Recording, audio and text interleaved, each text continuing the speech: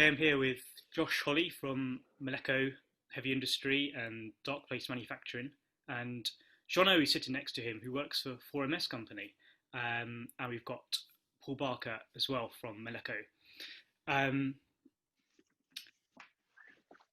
Now, first of all, I just want to ask, what's your guys' story and connection together? Obviously, Jeannot's with TFoM. So tell me a bit about kind of a potted history of Malekko and Modular and your guys' relationships. Well, Jeannot has been a spy for TFoM for about, I don't know, 12 years. Yeah, something like that. So we just follow each other around. TFoM, which is basically our, I would say, a sister company. Yeah. We lived in Texas together and just really became friends. And the big joke between Jeannot and I is he moved to Portland. TFoM moved to Portland about the same time Malekko did, about 10 years ago. And Jeannot and I are, really very close friends, but we only see each other during the Tokyo Festival of Modular. He lives like 1 mile away from me, but I only see him in Japan, which we thought this would be fitting since my only time I hang out with him is during some Japanese event, that he should be here as well. It's true. I see Paul probably 100 times more during the. For good reason, really. I mean, yeah, look at that face. Yeah, that's right. So we've known Kampai. When. Oh, you guys suck. Yeah, that's right. I know that TFoM moved to Austin at some point, and Malekko started in Austin, 14 years ago now, I guess. Yep. So crazy. Yep. Mm-hmm. And Malekko, like TFoM, originally making pedals and stuff. How did you get into the modular world? Well, Malekko, the company, started as a band that Paul and I did. And he, of course, is a bass player, and I am a synth dork. And so we started making pedals kind of by accident. But my passion was always, synthesizers. So we are, in the synth community and really have been, or I have been since the 90s. So it was just kind of a natural transition, really. At the time, we started doing Eurorack modules, which is pretty close to you guys as well. Mm-hmm, yeah. There were like 8 companies doing Eurorack modules. And we got help from Mike Brown from Livewire. He helped us and encouraged us to start making Eurorack modules. It just kind of, you fall in love with it. Mm-hmm. And how exciting. I never ever thought that I would be, making synthesizers. We can keep going this long, yeah. And could pay rent. Similar experience but it was through dealers. So Josh Humphreys at Big City Music. Love Josh. Actually encouraged us to, we started with a guitar pedal port to Eurorack, but then he encouraged us to do clock divisions and multiples. Like that was kind of a niche in the market, or like a tool in the market that was missing. So we started with our first original design in Eurorack with the clock devices, but they were also ports of guitar pedals to Eurorack as well. So the same thing around the same time also. And a lot of the first Malekko modules were the wired stuff, weren't they? Yeah, so I've been friends with Grant for a long, long time, and I had a wired system back when they were like $200 a module, and you could buy them through a dealer, which is hilarious. And to know Grant, it's just, you instantly love the guy, and there's always a joke of like, if you're gonna call Grant for some reason, you better slate 2 hours out of your day, because he's pretty chatty and so knowledgeable and just a pleasure to, chat with and stuff. And so I just kind of pitched the idea of doing a Eurorack format with the Wired name and his concepts and designs. And to my surprise, he was all into it. And we're still making them to this day. As a matter of fact, I haven't talked to Grant in a long time up until recently, and whatever, we're talking about trying to be creative again. It's a good time. Cool. And then tell us about Dark Place Manufacturing, how that's evolved, and who's involved in that, what its relationship is to Malekko. Talking well, Paul. So Josh and I decided that we wanted to. Well, we were using a third-party manufacturer for a year or so, and we were so fed up with having to do all the rework after the supposed finished products came in. We decided that we wanted to jump in and get our own pick and place machine. And so once we did that, then it was kind of decided, okay, well, we can do third-party manufacturing for other modular and or pedal companies. And so that's kind of what happened with Dark Place. Yeah, basically. We decided, to split it off from Malekko. But yeah, we're in the same building. So, one of the things, like, as Paul was saying, like, we just, our previous manufacturer, just the quality kept going down. So we stopped and we're just like, look, we can do this ourselves. And because we're foolish. And then once we kind of did that, we had the plan wasn't to make other people's products other than Malekko. And then we just got approached, and then it kind of snowballed, and we're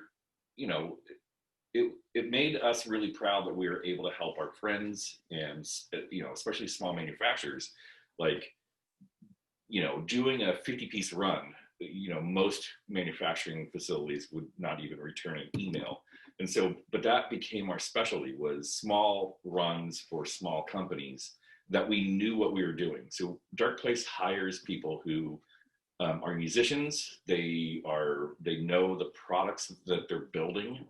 And while they may not be the fastest, or at least initially the fastest, they take pride in what they're doing because each product actually means something to them. Mm-hmm. And so we thought that was a lot of value add to Dark Place and the community. Mm-hmm.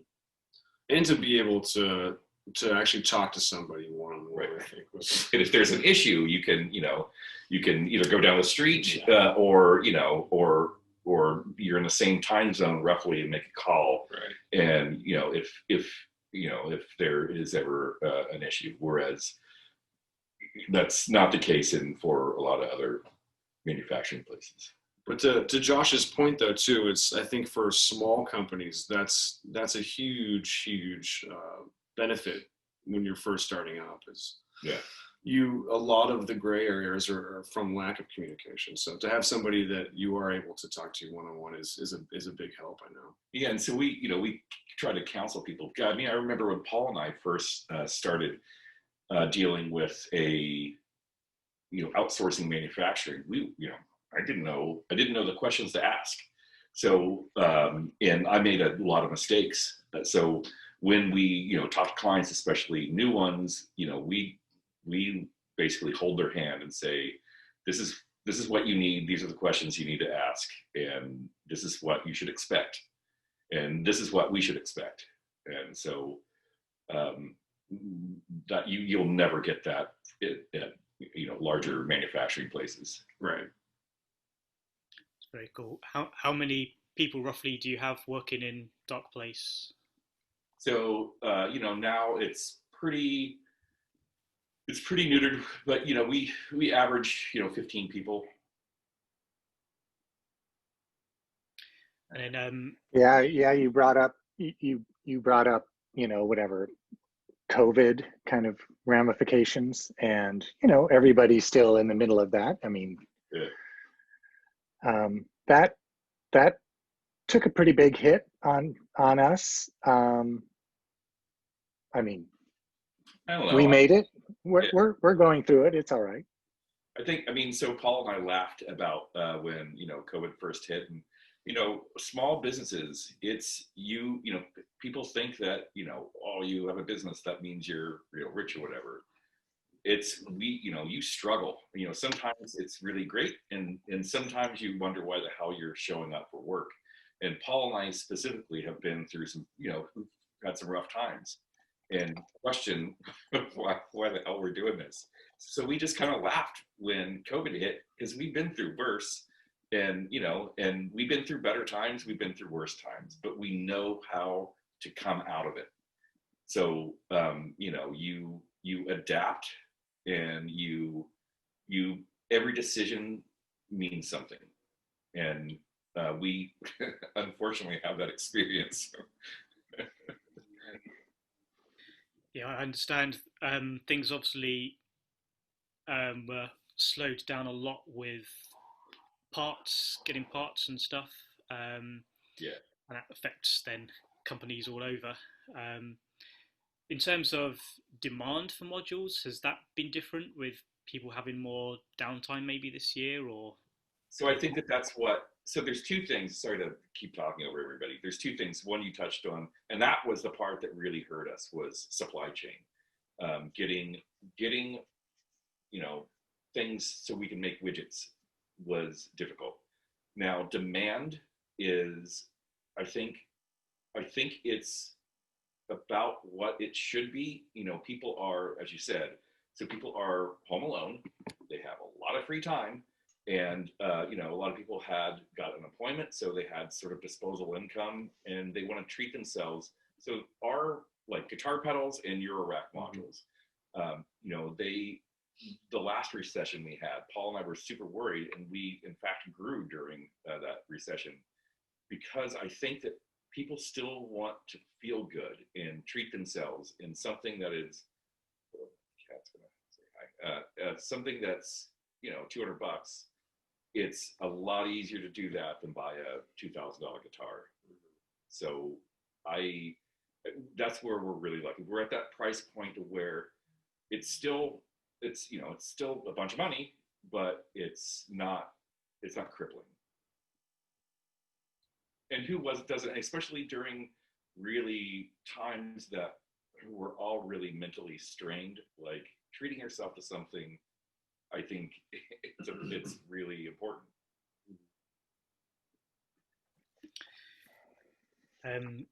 Changing tack a bit, as we're doing this for the Japanese audience here. I'd like to hear a little bit about your experience of the Japanese market. Obviously, you come out to TFoM a lot, been a big supporter of us. We've always appreciated your involvement and everything. And then the collaboration with Roland, Malekko, and then Roman was working for you, came out to Japan, and we know him here from Sputnik and then Black Corporation, of course. So just give a little bit from your end on how you've found Japan these years. So the synth community is pretty small and incestuous, and I think it was the first. Did you go to the first Tokyo Festival module? Second one. Okay. Yeah. So the first one was at the Super Deluxe, which was such an awesome venue, and it I didn't know what to expect, and it was really fun. It was really well attended, and unlike any U.S. synth meet ever, it was lots of different people. Of course, there's a language barrier, which I thought was really fun, because I kind of got a spiel down where I would point at stuff and turn stuff and gauge people's reaction, and it was pretty fun. And then I am fairly social, and I became friends with the guys from Roland, not really even knowing who I was talking to at the time. I just like chatting with people. And whatever, we became friends and decided to do something together, which was, I think, a surprise for everyone, myself included. And it was a crazy time, and it was certainly it was fun to do. It was challenging. They are a huge corporation, and we are a small, little, tiny company, and so we had to, pretend or act like a mature company, which is very challenging for us. We learned a lot.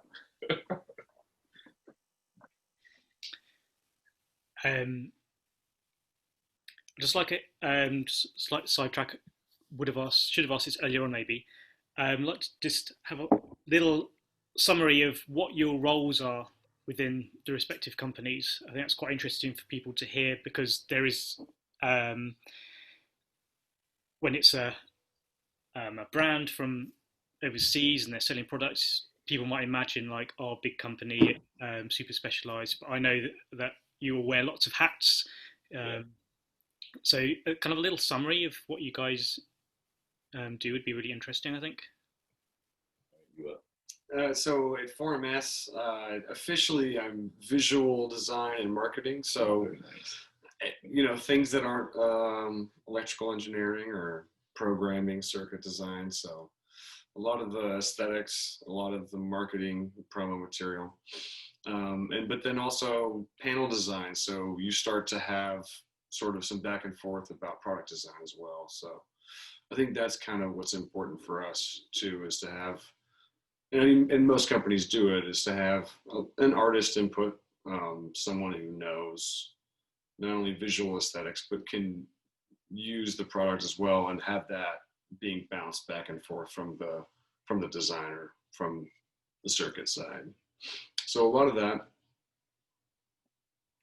Yeah, and Paul will basically say the same. Like I've had, every role, from, scrubbing the toilet to designing products, to talking to dealers, to, Malekko started in my kitchen, and I literally did everything. My dad helped because he's an E. And when my son was born, my wife, because I had a drill press in the kitchen, and of course there's shards of aluminum all over the floor, and so when my son was born, Sarah was like, "No, you got to get a place," and so we got a little warehouse. Well, I should say, it was at that point it was just me. Paul was living in California at the time, and me in Texas for some odd reason, and you wear every single hat, and so. I'm not too proud to do take out the recycling or things. It's like I've built thousands of products myself, and I've designed, co-designed, and everywhere in between.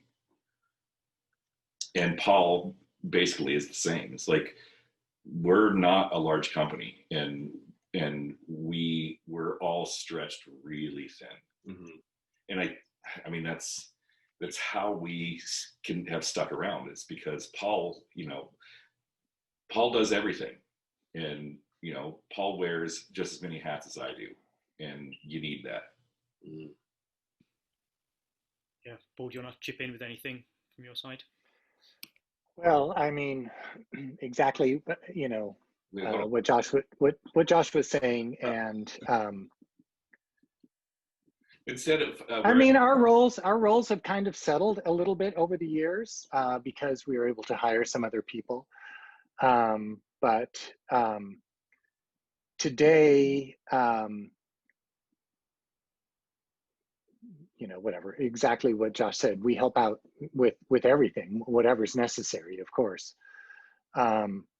But I guess I do more of the paperwork aspect of running a business, the bureaucracy and TPS reports, that sort of thing. Yeah, and we both do pedal design, graphic design for products. We test everything. When revisions come through, we do tons of beta testing. Yeah, I know that Jeannot's been through the ringer too, because I mean those guys had a little space in Austin with a handful of people, and everybody was pulling. Yeah. We all wear a lot of hats. Paul wears a lot of tiaras.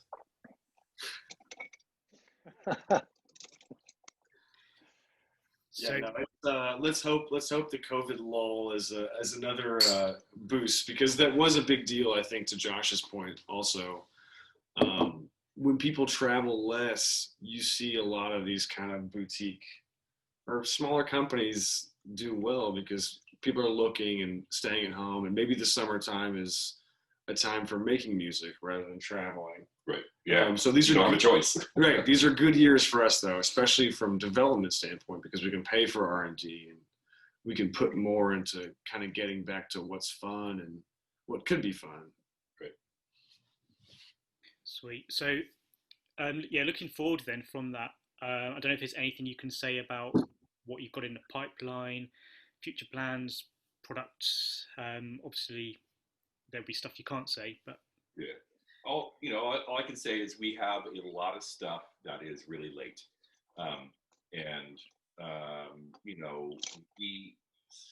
it's really pretty unfortunate. We had a lot of stuff just about ready to be released, and then all hell broke loose. And so it was, for example, Malekko Dark Place.